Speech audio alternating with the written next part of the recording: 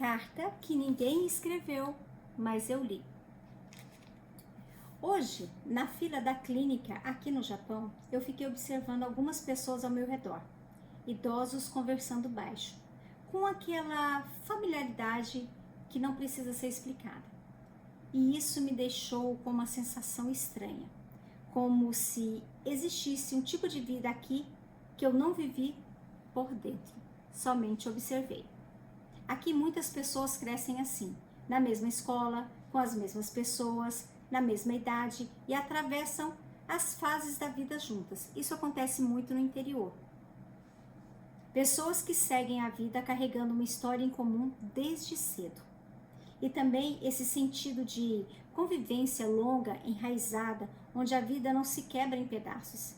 E então eu olhei para mim mesma ali naquele lugar, uma estrangeira, no meio disso tudo. Alguém que chegou depois, que observa de fora, que entende em partes, mas não pertence totalmente àquilo. Enquanto eu estava ali, escutei duas senhoras conversando. Então, ele se casou e trouxe a mulher e os gêmeos para morar comigo, disse uma delas. E a outra disse, mas não é bom ter família junto? Ah, mas eu não quero ficar fazendo almoço. E eu sorri por dentro. Mas não era sobre isso. Não era sobre a conversa daquelas duas senhoras. Era sobre o que aquilo despertou em mim. Porque, de repente, eu não estava só ali naquele lugar. Eu estava em outro lugar. Estava lembrando da minha infância, das minhas amigas da escola, das idas e vindas, dos trabalhos de escola juntos, dos feriados, de momentos simples que pareciam tão comuns, mas eu, sem perceber, fui projetada àquele meu passado. E veio um feriado, e veio uma saudade, e não é exatamente das pessoas, mas da continuidade da história, de pertencer a uma mesma linha de vida, onde as histórias se cruzam e continuam. Porque quando você vive fora desse tipo de ciclo, a vida começa a ser feita de encontros que não seguem juntos, como que fragmentados. Pessoas que passam, que vão embora, que ficam. Histórias que não se encontram de novo. Memórias que não se entrelaçam o suficiente para formar raiz. E isso vai criando uma sensação silenciosa que não é exatamente solidão, mas de não pertencer à mesma continuidade de ninguém. Eita! Essa carta fez muitas coisas aqui dentro de mim.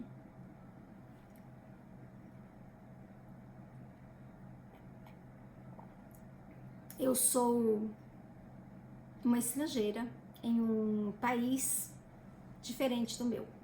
Minhas raízes foram criadas em outro lugar, em outro país, e hoje eu vivo aqui no Japão. E vou te dizer que eu vivo mais tempo no Japão do que eu vivi no Brasil. Eu vim muito jovem para o Japão e fui ficando. A vida foi acontecendo e eu fui ficando, e lá se vão muitos e muitos anos. 3 décadas para ser mais precisa.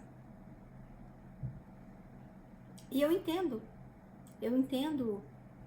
essa carta no mais profundo âmago da alma, porque eu vivo isso na pele.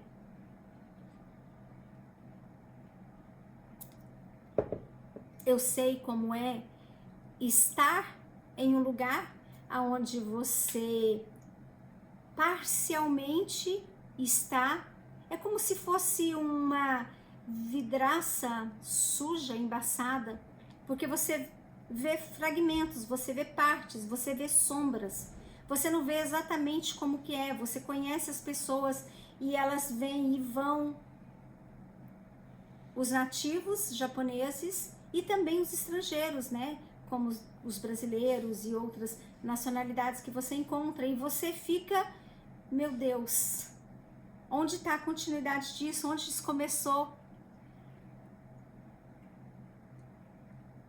Isso me lembra muito um livro que eu li e que tinha a citação da Síndrome de Ulisses.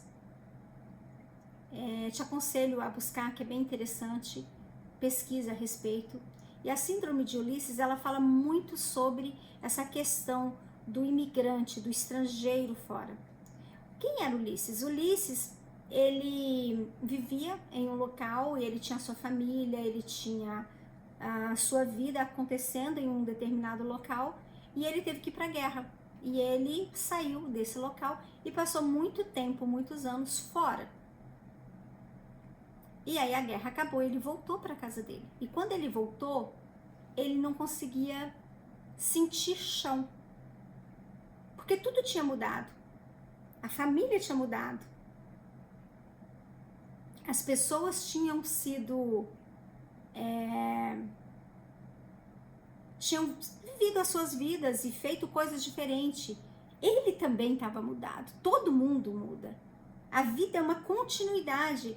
Por mais que você pensa que aquilo que ficou na sua memória quando você era, né, criança, quando você era jovem, quando você começou a sua vida, aquilo ficou na sua memória, porque aquilo não é exatamente o que você vive hoje. Você já não é a mesma pessoa e seus amigos também não são os mesmos amigos. Tem o mesmo número na carteira de identidade, tem inclusive o mesmo DNA, mas a alma está diferente, mas a existência está diferente e você também está diferente. E por conta disso, não é raro você perceber pessoas que fazem o caminho ao contrário, vivem longos anos fora do seu ninho, do seu bando, do seu país, vivem um local e depois eles retornam. E aí eles não conseguem nem estar aqui e nem estar lá. Tá. Eu trouxe aqui para nós uma meditação muito profunda e que mexe profundamente comigo, justamente por eu ser uma estrangeira que vivo em um país com uma cultura totalmente diferente. O Japão é outra vida, é outra realidade, é outro mundo. Mas é interessante essa carta, ela me trouxe essa meditação com relação ao que eu deixei, porque hoje, se eu saio daqui e eu volto, as minhas amigas, elas estão diferentes. Eu não as vi casar, eu não as vi tendo filhos, elas não me viram casando, tendo filhos, construindo uma nova existência para mim e elas também construindo ali. E esse não caber traz um sofrimento silencioso, uma coisa que você não consegue nomear, você não consegue tocar, mas é um sofrimento. Então eu trouxe uma questão, e eu não falo só de países, porque no meu caso foi radical, foi do outro lado do mundo, mas às vezes você sai daquele seu núcleo para uma cidade, para estudar, enfim, você vai para um outro local, e aí quando você volta não é a mesma coisa. E eu vou te dizer que é muito interessante esse local. Quando você se dá conta que o seu corpo físico está no lugar, mas a sua alma está em outro lugar. Está naquele passado em que você estava ali, fazia parte daquele local, mas aquele local, espaço-tempo não existe mais. E aí você retorna com a esperança que seja a mesma coisa e não é.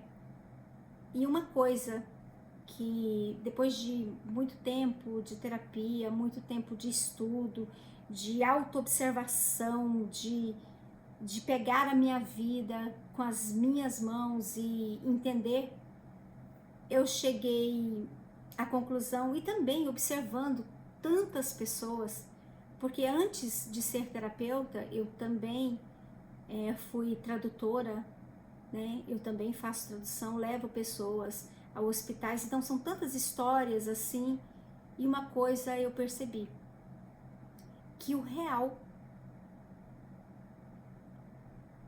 que o real significado de estar bem é estar no mesmo lugar em que a sua alma está com o seu corpo. Vamos lá. Meu corpo está no Japão, então eu tenho que trazer os meus sentimentos ao Japão. Eu tenho que trazer a minha vivência emocional no Japão. Porque se eu estiver fisicamente no Japão, mas a minha vivência está em outro local, é como se eu tivesse com uma dissociação de mente num lugar e corpo em outro lugar. Inclusive, vou contar uma história bem interessante. Quando eu cheguei no Japão, há muito tempo atrás, e aqui é comum dormir no chão, você coloca o futon, né, e você estende o futon no chão, então é muito comum isso no Japão, inclusive hoje, né? Sim, existe camas, mas o comum é que você durma no colchão, mesmo ali no chão, o futon no chão. E quando eu cheguei no Japão, eu fiz isso, eu dormi e eu comecei a ter uma dor nas costas absurda, né? Não estava acostumada. E aí eu pensei que foi por conta do trabalho, né? Porque os trabalhos é diferente, você vai encarar trabalhos diferentes aqui, né? Sei lá, enfim, cansaço. E eu fui colocando várias desculpas, né, com relação a essa dor nas costas, fui ao médico, enfim, mas eu tinha essa dor nas costas e por muitos anos eu sentia essa dor nas costas. Eu falei, já é isso mesmo, é desse jeito mesmo, enfim, e é o que é. Até que eu me casei, engravidei, e aí eu falei, bom, vamos comprar uma cama, né, porque eu tava redonda, precisava deitar numa cama bacana e dormir num colchão, enfim. E ali na gravidez, eu descobri que eu não tinha uma dor nas costas crônica. E o que isso tem a ver com a nossa conversa de estar no Brasil, estar aqui, enfim? Porque na minha mente, quando eu cheguei no Japão, a minha ideia era juntar o máximo de dinheiro que eu conseguia para retornar ao Brasil e retornar à minha vida. Eu vivia quase que superficialmente aqui no Japão, né? Porque a ideia era juntar dinheiro e conseguir ter o máximo para que finalmente eu regressasse ao Brasil e finalmente eu pudesse comprar sim minha casa, meus móveis, a cama e tudo mais. Quantas pessoas adiam uma compra, um prazer, uma viagem, uma comida, adiam projetos. Quando eu, e o tempo tá passando, e a vida tá passando, e as coisas estão acontecendo. E esse quando eu não chega. E quando você volta para aquele lugar onde você estava, não é mais a mesma coisa. E essa questão, né, do colchão foi bem interessante, porque era tão simples, era só eu ir em uma loja comprar uma cama e comprar um colchão confortável. Mas a minha mente, e não era por uma questão de não ter o recurso financeiro, mas a minha mente, ela estava quando eu voltar e quando eu retornar.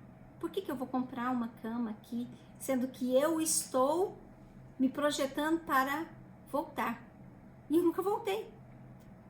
E eu fiquei muitos anos, pensa, eu fiquei bastante tempo.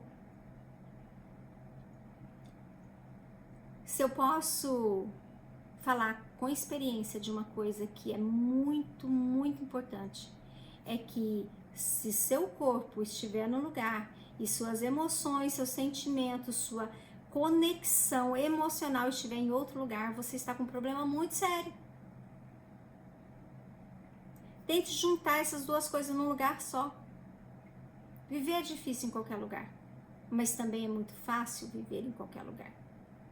É simples viver em qualquer lugar, desde que você saiba que todas as suas energias, todas as suas forças estejam naquele mesmo local, fisicamente, emocionalmente, espiritualmente, tudo no mesmo local. Se esse tipo de conteúdo faz sentido para você, me segue, né? Eu tenho ainda alguns horários na minha agenda, caso você queira marcar, né, a sua terapia. E siga aqui nas redes sociais, né? Eu sempre vou trazer conteúdos nessa profundidade. Indique para alguém, né? Passe para alguém. Conta aqui para mim se você é estrangeira também, que está vivendo essa questão tão visceral. E eu te vejo na nossa próxima carta. Um beijo e tchau, tchau.